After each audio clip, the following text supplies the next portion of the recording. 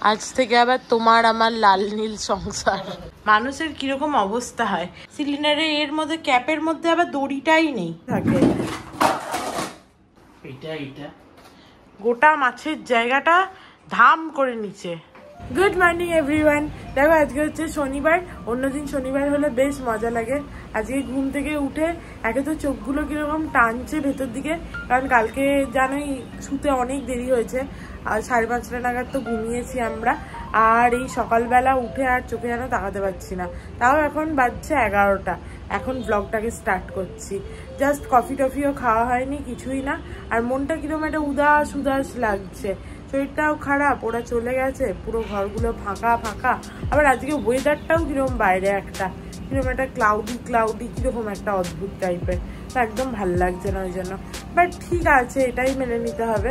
তো চলো আজকে একটা নতুন দিনটাকে খুব ভালো একটু ফ্রেশ নোটে স্টার্ট করা যায়। দেখো বাইরেটা কি অবস্থা, এটা কিরকম ক্লাউডি হয়ে আছে, কিরকম একটা অদ্ভুত টাইপের। এটা কি আদৌ ক্লাউড নাকি এটা হচ্ছে যে স্মোক বাইরের কোনো রকমের, বুঝতেই পারছি না।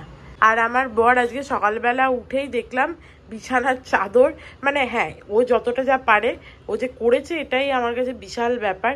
সমস্ত এই যে ঝেড়ে ঝুড়ে এক সাইডে করে সমস্ত করেছে। কাকু কাকিমা মা বাবা এরা এই জন্য শুক্রবার চলে যাওয়ার চেষ্টা করে, কারণ তাহলে শনি রবিবার দুটো দিন থাকে। মানে এই ফাঁকা ঘরটায় আমি যেন কিছু কি করবো বুঝতে পারি না, কিরকম একটা অস্বস্তি হয় আমার। আর খালি মনে হয় যে এইটা এই করতো। সকালে উঠেই যখন ডাইনিংয়ে এলাম তখন ডাইনিংয়ের জানলাগুলো আমি খুললাম, ওরা থাকলে ওরা ডাইনিংয়ের জানলাগুলো খুলতো আর কি। আমি উঠে দেখতাম চারিদিকে পুরো সমস্ত খোলা। তো ওইরকম ছোটো ছোটো জিনিসগুলো আর কি মনের মধ্যে একটা ইয়ে করে। সকাল সকাল অর্ক তাড়াতাড়ি সমস্ত কিছু করতে হবে বলে চায়ের জলটাও বসিয়ে দিয়েছে। অনেকদিন ধরে রান্না বান্নার কাজ করে নি তো, আমার তো কিরকম একটা হ্যাল মতো লাগছে। সেটা তো স্বাভাবিক, আমি কিরকম একটা মানে কিরকম একটা হ্যাল মতো লাগছে, ঘুরে আছি আমি কিরকম একটা ঘুরে আছি।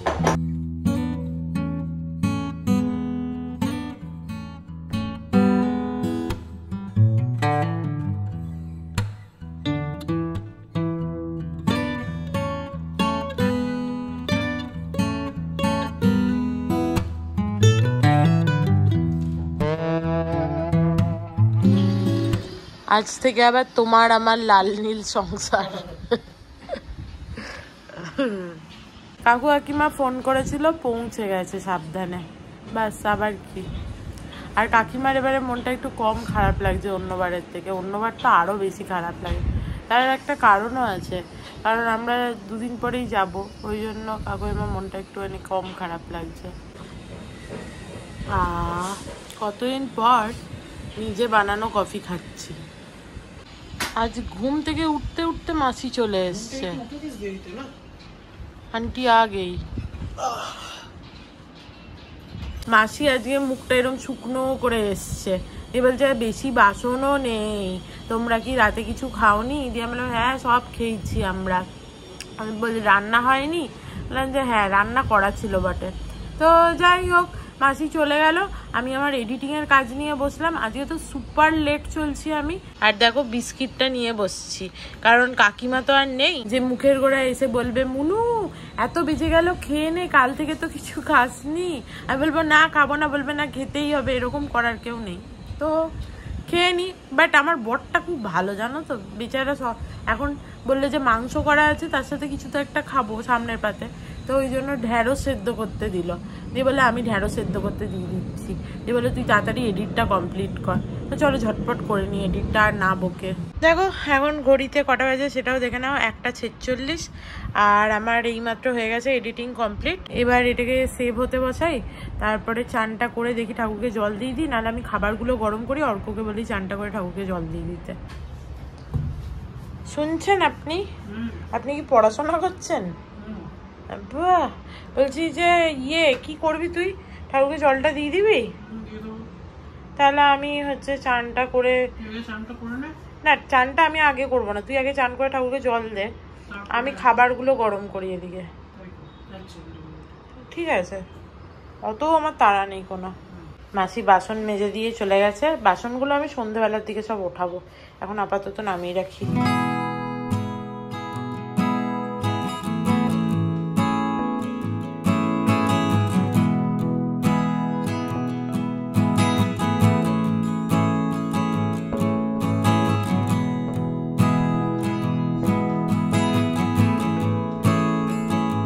দেখো এখানে কাকু কাকিমা দুদিনকার মতো হচ্ছে যে মাংস রেঁধে রেখে গেছে, কিন্তু মাংসটা আমি ভেবেছিলাম বাটিতে নিয়ে গরম করব।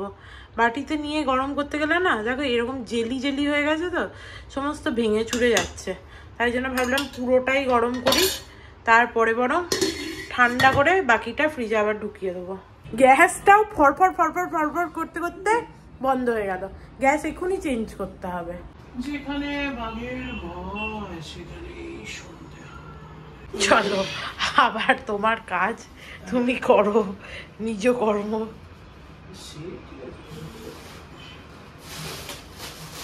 বার কর আস্তে করে। গ্যাসে গন্ধ যাচ্ছে, গ্যাসটা দেখছি তো ফরফর ফরফর করেই যাচ্ছে। প্রথমে ভাবলাম ফ্লেমটা কম বলে, তারপরে দেখছি কোথায় বন্ধ করে দিয়েছি আমি নবগুলো, তার জন্য না। আবার গ্যাস বুক করে দিতে হবে।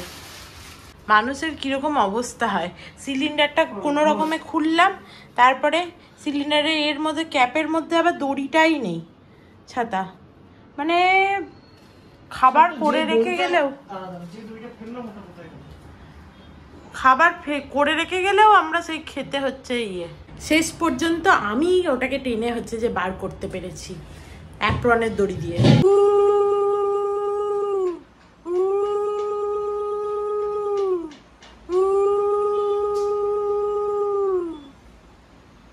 অর্ক ঠাকুরকে জলটা দিয়ে দিল চান করে, আর আমি আমার ভিডিওটা আপলোড করে দিলাম।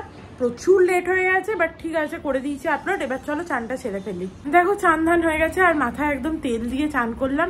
এটা অনেক ফ্রেশ লাগছে, তাহলে নাহলে কিরকম একটা লাগছিল আমাকে, আমার চোখগুলো দেখেও বুঝতে পারছিলে। এবার খেয়ে নি, অনেক লেট হয়ে গেছে এমনিতে, কতবার বললাম না আজকে অনেক লেট হয়ে গেছে। দেখো আজকের মেনুটা দেখিয়ে দিই।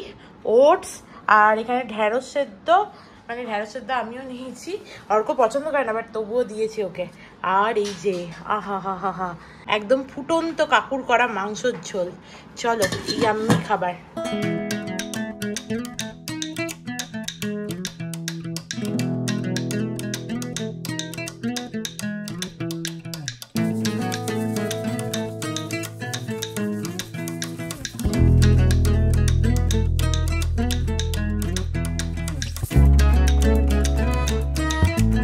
খাওয়া দাওয়া হয়ে গেল, তাই অর্ককে বলছিলাম যে বাসনটা এখন নিয়ে গেলাম, তুই জানিস তো তোর কি কাজ আছে?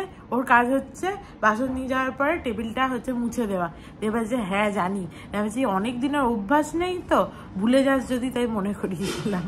যাই হোক খাওয়া দাওয়া হয়ে গেছে, আর এত ভালো ছিল মাংসটা কি বলবো। কাকু মাংসটা ফ্যান্টাস্টিক রেঁধেছিল, খেয়ে একদম দারুণ লাগলো। কালকে ভেবেছিলাম আমি চেয়েছিলাম যে 4 জনে মিলে একসাথে মাংসটা খাবো, বাট কাকু আমার খেতে চাইলো না। আমি দেখলাম যে সত্যি শরীর খারাপ হয়ে গেলে মুশকিল, তার থেকে না খেতে চায় না খাবে। তো যাই হোক অনেকদিন পর আমরা খেতে খেতে টিভি দেখলাম, বল বহুদিন পর। এটা চালিয়েছে অর্ক, বলছে ভালো হবে নাকি, রিভিউ ভালো, তালমার রোমিও জুলিয়েট, দেখি কেমন হয়।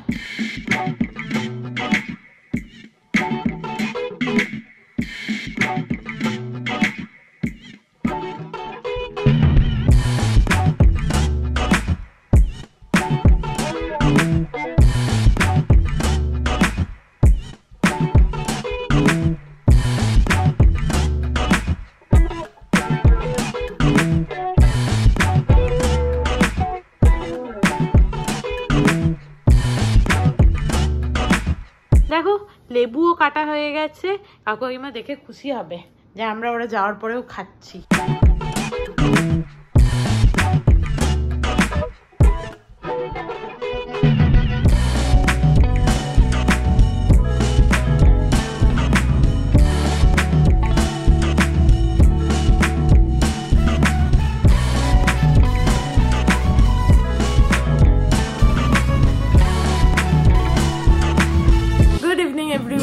দেখো একটুখানি ঘুমিয়ে গেছিলাম, আর আজকে ঘুমাতে না প্রচুর লেট হয়েছে। 6টা নাগাদ ঘুমাতে গেছি। কার জন্য? আমার বরের জন্য। যে হচ্ছে সিরিজটা দেখছিল পুরোটা দেখলো, তো আমিও বসে বসে দেখলাম। তারপরে 6টার সময় ঘুমাতে গেছি। আমি বললাম যে আর ঘুমাতে হবে না, একবারে রাতে ঘুমাবো না, একটুখানি শো। এবার ওরকম ভাবে শোয়া যায়? এখন বাজে ঘড়িতে 8টা বাজতে চললো। আমি 7:30 নাগাদ উঠেছি, 1.5 ঘন্টা ঘুমিয়েছি। বাবা অত মাছ বার করছে যেন মনে হচ্ছে ফ্রিজ ভেঙে যাচ্ছে, এত আওয়াজ। তো যাই হোক, ঘুমটা ঠিক করে হলোও না, আর কিরকম একটা লাগছে, মানে না শুলে একরকম, শুলে কিরকম একটা লাগে না। আর কালকের রেস্টটা তো আছেই, অত ভোর অবধি জেগে থাকার। চলো উঠে পড়েছি, এখন সন্ধ্যেটা দিই, তারপরে কালকে রান্নাটাও করে রাখবো। হ্যাঁ আমি জানি ফ্রিজে রাখা খাবার ঠিক নয়, তোমাদের মধ্যে একজন কমেন্টও করেছিলে, কিন্তু কি করব, আমার সকালবেলা উঠে আমার এডিটিং এর কাজটা থাকে। দেখছো, এই হচ্ছে অর্কর মাছ বার করা, দেখেছো? গোটা মাছের জায়গাটা ধাম করে নিচে।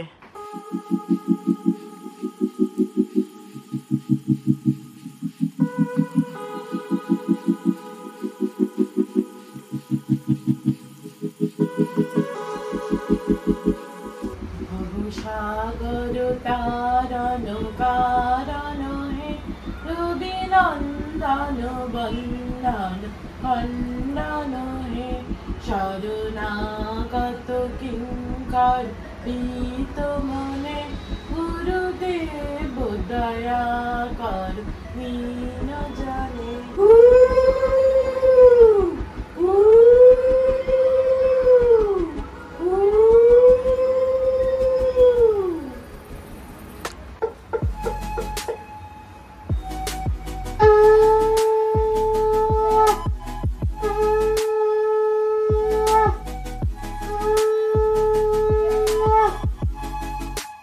চলো সন্ধ্যে দেওয়া হয়ে গেছে, আর আমার বর এখানে আমাকে আলু ফুলকপি কেটে দিচ্ছে।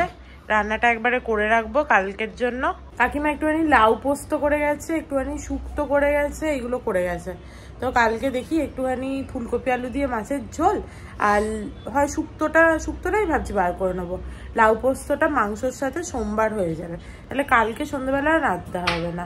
বাট আজকে রান্নাটা করে রাখি কালকের জন্য। ওখানে ফায়ার টেরেসে মনে হচ্ছে কেউ দাঁড়িয়ে কথাবার্তা বলছে। কি একটা বলতে চাচ্ছিলাম যে গ্রিন টি খাবি, ছোলা ভাজা খাবি? তাহলে গ্রিন টিটা করবো নাকি আর একটু পরে করবো?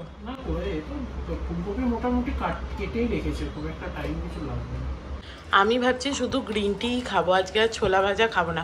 যদিও জানো তো এরকম আমি ভাবি, ছোলা ভাজা দেখলেই আমার খেতে ইচ্ছা করে, কারণ আমি সকালবেলা মাংসের ঝোল টোল খেয়ে একদম পেট ভর্তি হয়ে আছে, ছোলা ভাজা না খেলেও চলবে।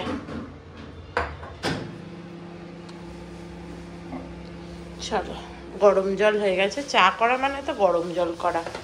চাটা খাই, আর এই চা খাওয়ার পরেই আমাদের আগে থাকতো তাস খেলার পাঠ।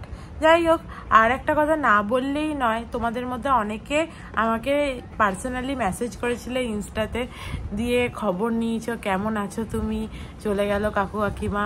আমার এত ভালো লেগেছে, সত্যি কথা বলতে কি বলবো। অনেককে তো গল্প শুনে মনে হচ্ছে তারা কত স্ট্রং, ঠিক আছে, আমি সেটা শুনে এত ইন্সপায়ার্ড হয়েছি কি বলবো। আর তোমরা যে আমাকে একটা ফ্যামিলি মেম্বার হিসেবে ট্রিট করো, সেটা আমি বুঝতে পারলাম, এবং আমার মনটা ভরে গেল, সত্যি বলছি। চলো চাটা খাওয়া হয়ে গেছে, দেখি যদি মাছগুলো ছেড়ে যায় তাহলে ভাবছি মাছের ঝোলটা করেই নেবো।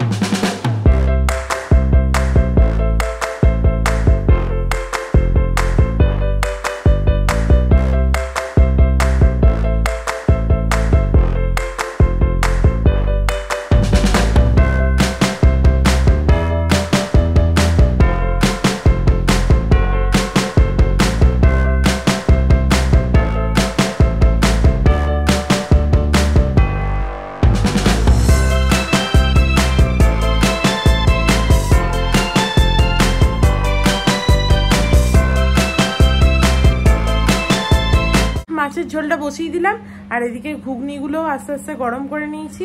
আজকে রাতে একটুখানি ঘুগনি খাবো, আর কাকিমা রাতে খাওয়ার জন্য সয়াবিন করে গেছিল, তা আজকে অর্ক আমি দুজনেরই মনে হলো যে ঘুগনিটা খাই, তাই ঘুগনিটাই খাবো। যাই হোক, আর দই খেয়ে নেবো রাতে, তারপরে শুয়ে পড়বো যত তাড়াতাড়ি সম্ভব, কারণ মাথাটা আবার হালকা হালকা লাগছে, মানে ঘুমের দরকার আছে আর কি। চলো, ঘুগনি গরম হয়ে গেছে। আজকে আমি এতটাই ঘুগনি নিয়েছি, আধ বাটি মতো। আমার মনে হয় একটু নুন লাগবে। তোর নুন লাগবে? আমি তো নিয়ে বসছি, তোর নুন লাগবে কি? বিট নুন নেওয়ার কি আছে, এমনি নুন নে। তাহলে আর নিতে হবে না, আর নাহলে নিজে উঠে নিয়ে যা। অর্ক ওইদিকে বসে সোফার, ওর উঠতে নামতে সুবিধা হয়। আমার এই দিক দিয়ে উঠতে নামতে খুব অসুবিধা হয়।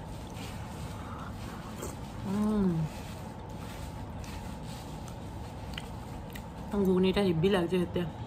এটাকে একটা বাক্সে পুড়তে হবে, নাহলে এটা ওই নুনটা তো আমি এই নুনটা অ্যাকচুয়ালি রাখবো নাই ভেবেছিলাম, কিন্তু আমি যে ডিমার্টও গেলাম সেইবার হচ্ছে ক্যাচের ওইটা পেলাম না। ওই ক্যাচের বিট নুনগুলো হচ্ছে ব্ল্যাক সল্ট এরকম করে ঢালতে সুবিধা হয়, কিন্তু ওই এমনিগুলো ভালোও হয় না, আর ওগুলো খেয়ে পোষায়ও না, নিতেও অসুবিধা। এতে দেখতে পারি অরেঞ্জ ওখানে থাকতেও পারে। কোনোদিন কালকে যদি একবার বিকালের দিকে বেরোই, অরেঞ্জ যাবো। কাকু বাবা এটা মনু আমি সব এনে রেখেছি, শুধু পেঁপেটা পাইনি। বাবা তুই পেঁপেটা কিনে নিবি কিন্তু, আর বিশাল হচ্ছে চিন্তা। আমাদের খাওয়া হয়ে গেছে, এরপরে দেখি ফুলকপিটার কি অবস্থা। তারও ভেপারে পুরো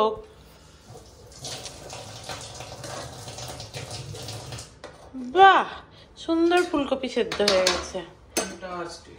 মাছ হ্যাঁ ব্যাস, মাছ দুটো দিয়ে দেবো একটুখানি।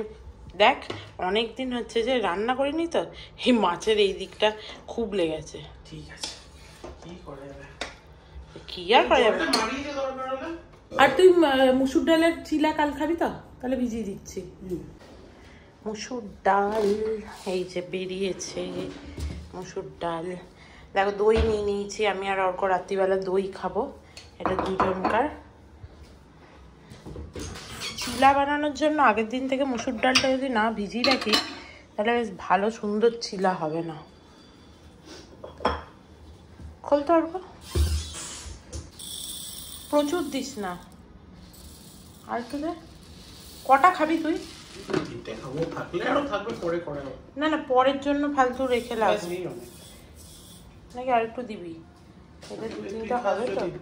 আমি তো খাবো না। কি দিবি তুই? একটু আদা আর কাঁচা লঙ্কা দিয়ে। তুইও তাই ভেবেছিস তো? না আমি তো তোকে বোধহয় একবার করে খাইছিলাম, আমার যতদূর মনে পড়ছে। অনেকদিন হয়ে গেছে, তোর খেয়াল না পড়ারই কথা। আজকে প্রথম পারফর্মার অফ দ্য ডে তিথি। আজকে পর্বে পারফর্মার এবং অন্তরা টিম থেকে তিথি, মায়াবী তিথি। আরেকজন আছে, তার নাম হচ্ছে জানা। জানা সত্যি অনেক খুব ভালো গেছে।